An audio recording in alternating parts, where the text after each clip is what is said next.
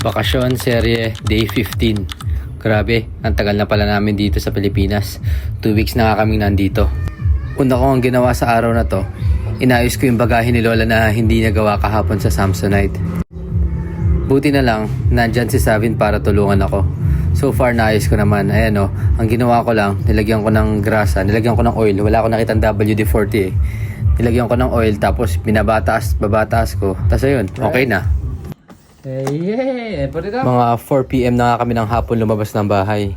Una namin ginawa, pumunta muna kami sa SM dahil nga mag-grocery si Sam sa mga kailangan niya na lulutuin para bukas sa New Year's Eve.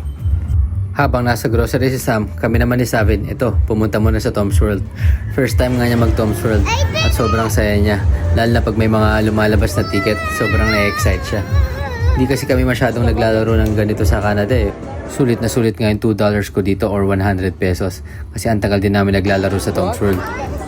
Then nung binilang na namin yung ticket niya, medyo nalungkot nga siya. Kasi nga ang late doon ang nakuha niya. Eh paano ba naman, lugi, diba? Ang dami kasing ticket na kailangan para makuha yung mga magagandang price talaga. Then after, hindi na nga kami nagtagal sa SM. Kasi meron nga kaming basketball papawis na mga kabatch ko sa boss ko ng 5 PM. Kaya ayun, dumiretso na kami agad dito sa Creston Academy. Why? Talaga net, treasurer ka na. Siya treasurer ng batch. Anong position niya sa batch natin? Anong position sa alumni? Ay, sa basketball? Centro. Ano? Hindi. Centro. Sa GC. Sa GC. Captain. Captain. Sino naglagay na? Captain ball ka naman talaga. Then after nga namin maglaro, ayun, nagkayaan kumain dito sa Chong's sa may malapit to sa may Holy Spirit. Nag-order nga sila sa Amat Pao ng seafood platter. Then ako naman, binanatan ko yung chicken na nasal nila. Nakadalawa ata ako. Sarap dito, sarap. At dahil maaga pa nga, dumaan muna kami dito sa plaza. Nag-ikot-ikot at naglakad-lakad. Let go. Marami kasi mga tindahan ngayon dito, so pwede kayo magputrip at mamili ng kung ano-ano. Meron din silang free movie every night dito, kaya maraming tao nakatambay at naglalakad-lakad.